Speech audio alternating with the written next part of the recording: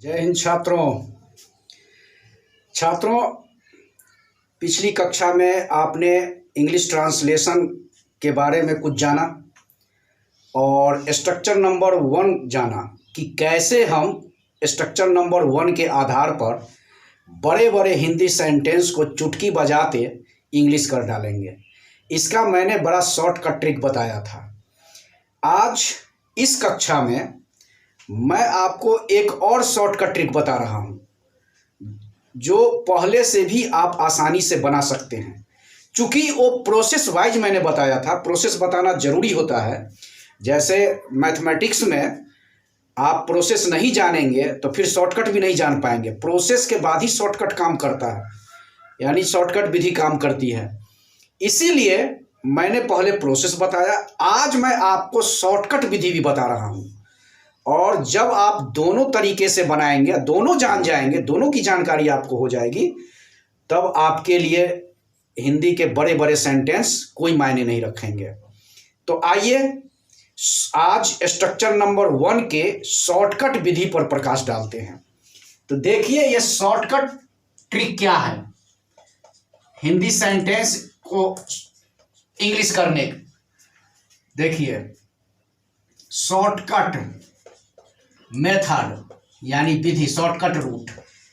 कैसे आप प्रोसेस से भी आसानी से आप हिंदी की अंग्रेजी कर डालेंगे, यानी साधारण सेंटेंस की। अभी मैं टेंस पे नहीं जा रहा हूं, टेंस पे जाने में अभी 7 स्ट्रक्चर आपको और सीखने पड़ेंगे। इसके बाद आप जाएंगे टेंस, उसकी भी शॉर्टकट विधि मैं बताऊंगा कि कैसे आप टेंस वाले हिंदी सेंटेंस की भी अंग्रेजी बड़े आसानी से बना लेंगे। तो देखिए शॉर्टकट मेथड क्या है। एज फॉर एग्जाम्पल, वो तो मैंने बताया था subject plus verb to be और प्लस सी, यानी देखने में छोटा है लेकिन बड़े बड़े हिंदी सेंटेंस इस पर बन जाते हैं। तो शॉर्टकट विधि से आप कैसे बनाएंगे ये देखिए। एज फॉर इलस्ट्रेशन मैं यहां पे लिख रहा हूं कि मेरे पिताजी मुझे पढ़ाने के लिए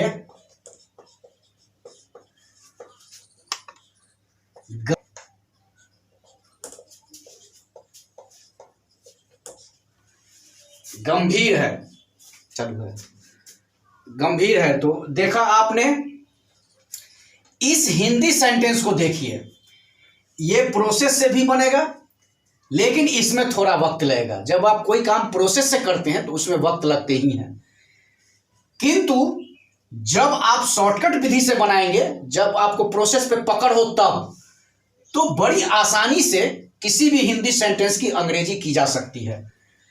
तो आइए हम करेंगे क्या कि सबसे पहले इसमें सब्जेक्ट खोजने का काम करेंगे।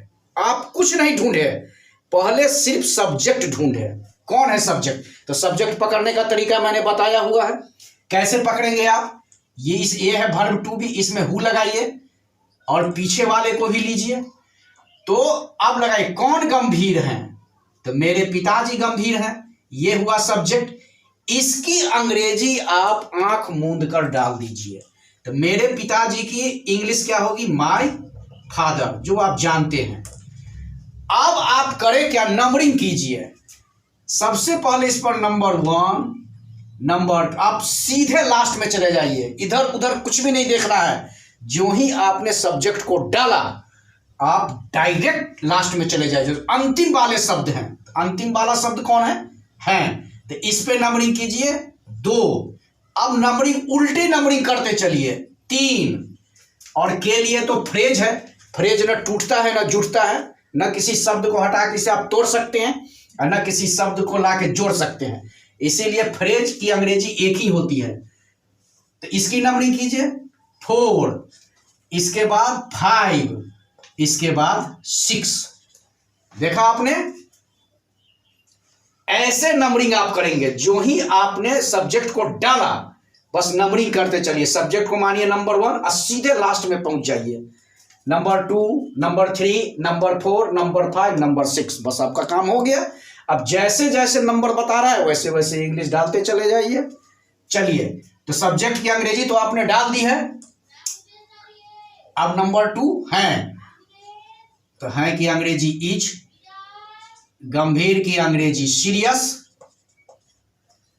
के लिए की शायद किसी कक्षा में मैंने के लिए की 2 अंग्रेजी बताई है, टू या फॉर। तो यहां आप क्या डालेंगे, तो मैंने बताया था कि यदि इस फ्रेज के पीछे ना ने नी वाला शब्द हो, यानी फाइनाइट वर्ब हो, जो भी शब्द ना ने नी वाले हैं वो फाइनाइट वर्ब होते हैं, फाइनाइट वर्ब हो, तो इसके लिए की अंग्रेजी आप टू डालेंगे। और यदि इसके बैक में नाउन या प्रनाउन हो, जैसे यहाँ पे रहता श्याम, चाहे मुझे या मेरे या उसके, उस, तो इसकी अंग्रेजी आप फॉर डालते। तो पढ़ाना की अंग्रेजी क्या होगी? पढ़ाना की अंग्रेजी 2 होती है, इसका भी क्लैरिफिकेशन मैं कर देता हूं। एक है टीच और एक है एजुकेट। यदि कोई टीचर किसी छात्र को पढ़ाते हैं तो उस पढ़ाने का सेंस टीच है, इसीलिए टीच से बना टीचर, जो प्रोफेशनल होते हैं प्रायः। टीच से टीचर यानी शिक्षक छात्र को पढ़ा रहे हैं आमने सामने। लेकिन कोई पिताजी अपने बेटे को पढ़ा रहा है, कोई भाई अपने भाई को पढ़ा रहा है, तो वहां उस पढ़ाने का सेंस एजुकेट होता है। तो यहां पे आप एजुकेट डालिए, एजुकेट। और ये ऑब्जेक्ट है, तो मुझे की अंग्रेजी क्या हो जाएगी? आई सब्जेक्टिव केस में, यानी नॉमिनेटिव केस में। तो आई का ऑब्जेक्टिव केस क्या होगा, मैंने बता दिया कि ऑब्जेक्ट है। तो आई का ऑब्जेक्टिव केस मी है, तो यहां पे आप डाल दीजिए मी, बस बन गई अंग्रेजी। कितनी आसानी से और कितनी सरल विधि से आपने अंग्रेजी बना ली। अब एक दूसरा एग्जाम्पल मैं दे रहा हूं, दूसरा एग्जाम्पल जरा देखिए, एक लंबा वाला मैं दे रहा हूं, उसे भी नंबरिंग करके आप आसानी से बना सकते हैं। जैसे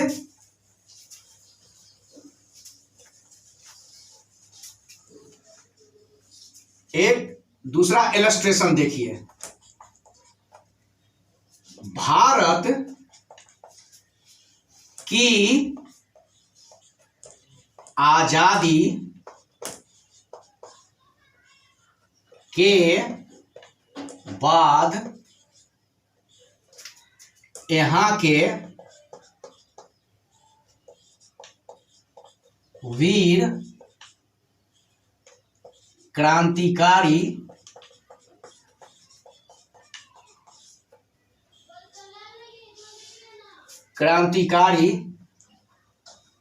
अंग्रेजी भाषा को हटाने हेतु मुस्तैद थे।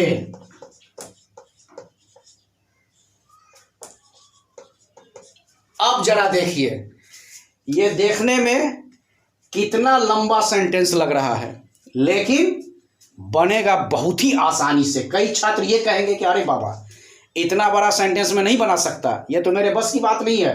पूरे बस की बात है, क्योंकि आपके पास मिसाइल है, आपके पास एटम बम है, आपके पास पैनेसिया है, और उससे भी शॉर्ट ट्रिक विधि मैंने बताई हुई है।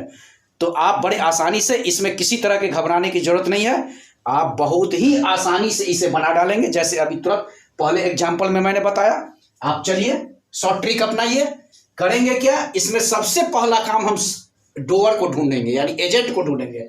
एजेंट किधर है, यानी सब्जेक्ट किधर है। तो देखिए सब्जेक्ट पकड़ने का तरीका मैंने क्या बताया, इसमें हु लगाइए। कौन थे, कौन मुस्तैद थे। अगर इससे काम नहीं चल रहा तो ये भी लीजिए, इससे काम नहीं चल रहा तो और पीछे वाले को लीजिए। तो कौन लोग मुस्तैद थे, तो यहाँ के वीर, ये है आपका सब्जेक्ट, यहाँ के वीर। और मैंने पिछली कक्षा में ये बताया था कि यदि 2 शब्द इस जेनेटिव केस से जुड़े हों, यानी संबंध कारक का के की से जुड़े हों, तो आप 2 तरीके से इसकी इंग्लिश बना सकते हैं, एक प्रॉपर नाउन से, एक प्रॉपर एडजेक्टिव से। लेकिन प्रायः प्रॉपर नाउन से ही लोग बनाते हैं, तो चलिए आइए हम भी प्रॉपर नाउन से ही बनाते हैं। जैसे वीर, तो वीर की अंग्रेजी यहां पे डालिए ब्रेव्स।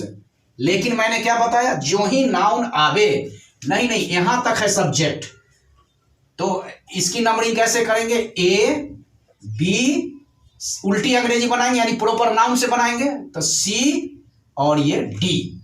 तो चलिए सबसे पहले हम बनाएंगे ए वीर की अंग्रेजी। तो चूंकि क्रांतिकारी नाउन है इसीलिए नाउन के पहले जब तक आप द नहीं डालेंगे तब तक वो वर्ड कॉम्प्लीमेंट नहीं बनेगा। क्रांतिकारी की अंग्रेजी क्या होगी? रिवॉल्यूशनर्स।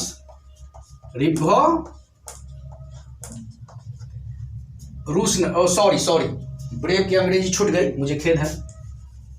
चलिए यहां पे सबसे पहले वीर की अंग्रेजी डालिए, द ब्रेव रिवॉल्यूशनर्स। चलिए अब यहां का के की अंग्रेजी क्या होगी? तो मैंने बताया था कि यदि जेनेटिव केस हो तो ऑफ, और यदि पॉजेसिव केस हो, अधिकारवाचक हो, ऑनरशिप बता रहा हो या स्वामित्व बता रहा हो, तो आप आंख मूंद के वहां पे एपोस्ट्रोफ एस डालेंगे। तो यहां पे क्या डालेंगे? ऑफ, क्योंकि उल्टी अंग्रेजी बन रही है प्रोपर नाउन से, और यहां की अंग्रेजी तो आप जानते ही है, हेयर। इसके बाद क्या करेंगे आप? इसको नंबरिंग कीजिए। ये यहां से यहां तक हो गए 1, और नंबरिंग करते चलिए 2 3 4 5 6। ये लिंक है। लिंक क्या है ये भी मैं बताऊंगा। 6, ये है 7, ये है 8, और तब चलिए इसकी अंग्रेजी बन चुकी है। के बाद फ्रेज है इसीलिए दोनों की एक ही अंग्रेजी होगी।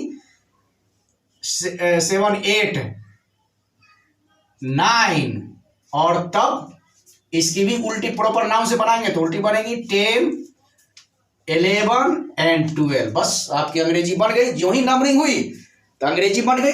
आप जैसे सीरियल वाई इंग्लिश डालते चलिए अकॉर्डिंग टू नंबरिंग, यानी एज पर नंबर। तो यहां आपने सब्जेक्ट डाल दिया। अब थे क्या? नंबर 2 पे थे है तो थे की अंग्रेजी डालिए वेयर।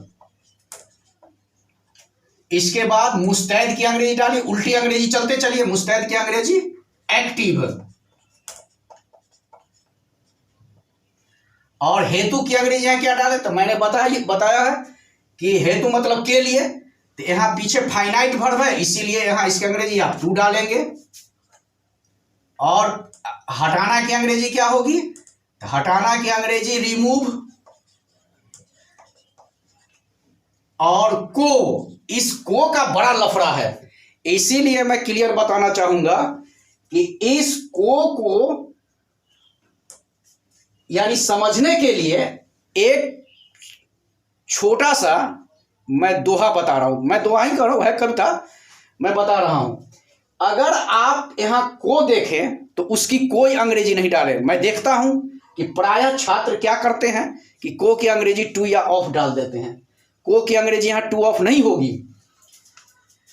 इसीलिए मैं एक दोहा लिखूंगा नीचे में, जहां देखो को वहां टू ऑफ न दो। ये एक मंत्र की तरह है। जब भी आप इंग्लिश ट्रांसलेशन बनाने को बैठे यानी हिंदी से अंग्रेजी करें तो इस बात का ख्याल रखें। इस मंत्र को जरूर आप पढ़ लेंगे। जहां देखो को वहां टू ऑफ न दो। इस मंत्र की बार बार रिवीजन पुनरावृत्ति होनी चाहिए। ये मंत्र है यानी चैंट है। ये चैंट का मतलब होता है मंत्र, और जब भी आप पढ़ने के लिए बैठे तो इसको रिसाइट कर लें। रिसाइट का मतलब होता है जाप करना, जाप करना। तो जब भी आप बैठे तो इस मंत्र का जाप कर लें। जहां देखो को वहां टू ऑफ न दो। तो ये आपने देखा। तो आइए, यहां को की अंग्रेजी नहीं होगी। चलिए इसके पीछे क्या है? अब अंग्रेजी भाषा। तो डायरेक्ट आप डाल दीजिए, क्योंकि ये ऑब्जेक्टिव केस में है इसीलिए इसकी अंग्रेजी आप नहीं डाल सकते। तो रिमूव द इंग्लिश लैंग्वेज। इसे मैं मिटा रहा हूं। इस मंत्र को आप लोग नोट डाउन कर लेंगे और बार बार इसकी जब तक याद ना हो जाए तब तक इसकी पुनरावृत्ति करते रहेंगे। एक बार मंत्र मैं फिर पढ़ रहा हूं, जिन छात्रों को छूट गया हो एक बार मंत्र के रिवीजन मैं कर देता हूं। जहां देखो को वहां टू ऑफ न दो, इस बात का हमेशा ध्यान रखेंगे आप। तो इंग्लिश लैंग्वेज, चलिए यहां तक है। यहां इसकी अंग्रेजी होगी के बाद फ्रेज है तो इसकी अंग्रेजी होगी आफ्टर। और आजादी, तो आजादी की अंग्रेजी क्या होगी? After the freedom. और फिर यहां की का के की मैंने बताया जेनेटिव केस है, तो का के की अंग्रेजी क्या होगी? ऑफ। और भारत की अंग्रेजी इंडिया। कहने का मतलब ये कि बड़े आसानी तरीके, बड़ी सरल विधि से आप नंबरिंग करके साधारण हिंदी सेंटेंस की अंग्रेजी चुटकी बजाते बना सकते हैं। देखा आपने कितनी आसानी से इंग्लिश बन गई। यदि इसका ट्रिक आप नहीं जानते तो फिर आपको कहते अरे बाबा तो हिमालय पहाड़ से भी बड़ी चीज है, इसकी अंग्रेजी मुझसे कभी नहीं होगी। साथ कई छात्र बोल देते हैं कि 7 जन्म में भी इसकी अंग्रेजी नहीं होगी। तो प्यारे छात्रों, ये ट्रिक मैंने बताया आपको, शॉर्टकट ट्रिक, इसकी अंग्रेजी आप बना सकते हैं, बड़े बड़े सेंटेंस की भी अंग्रेजी कर सकते हैं। चलिए आज का क्लास मैं यहीं पे समाप्त करता हूं और अगली कक्षा में फिर मैं आपको ड्रिलिंग बताऊंगा, तब जाके स्ट्रक्चर नंबर 1 पूरा होगा। जय हिंद।